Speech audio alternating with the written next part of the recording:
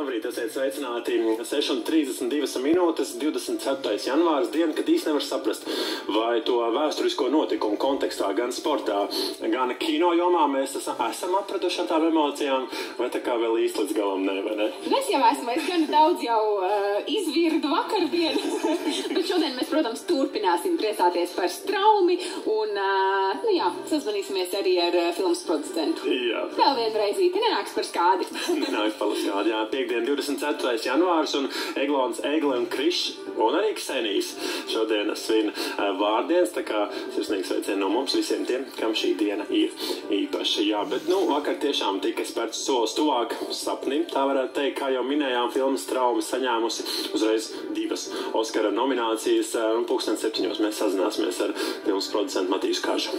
Tālu vairs nav arī Nacionālās kino balvas lielais Kristaps ceremonija, pirms tās gaidām plaša filmu programma gan Rīgā, gan citur Latvijā, un plašāk neilgi pēc 8:00. Savukārt jau par operas un baleta vīziju un attīstību par radošajām iecerēm, šogad arī par jauno mākslinieku piesaisti. Šorīt saruna ar Latvijas Nacionālās operas un baleta valdes priekšsēdētāju Sandi Voldiņu. Un vēl pakalpojumu sniedzēji tiek aicināti pieteikties servisa novērtējumam komplimentu mēnesis, jo ar tā starpniecību patērētāji noteiks Latvijas labākos pakalpojumu sniedzējus. Arī par to vēstīsim raidījuma gaitā.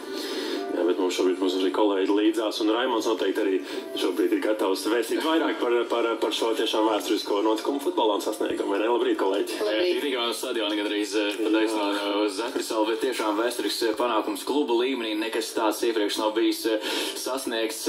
Samērs starp RFS un Ajax komandu budžetu ziņā ir 10 reižu lielāks, un noteikti tas, ka ir izdevies uzvarēt. Tas ir fenomenāls sasniegums klubu līmenī. Pirmo reizi Latvijas klubs ir uzvarējis Eiropas līgas pamaturnīrā.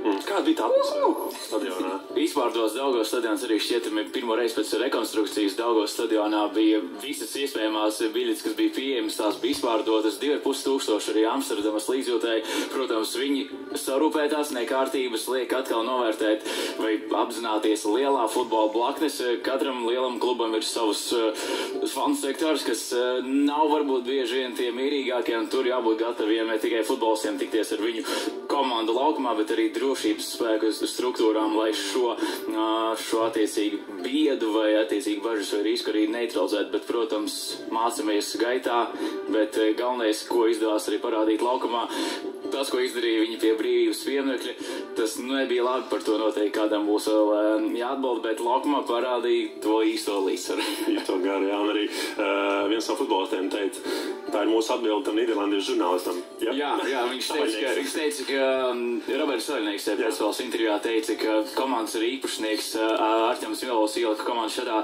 teica, ka šai jābūt jums motivācijai, ka jāpierāda, ka jūs esat profesionāli, un lai tas nīderlandiešu žurnālists vēl 2 reizes padomā, bet interesanti, ka šis pats žurnālists translācijas beigās viņš intervēja gan Nīderlandes kluba treneri, gan arī spēlētājs, un attiecīgi viņš jautāja, bet kā jūs attaisnojat šo zaudējumu šādam klubam, attiecīgi noniedzinot RFS iespēju?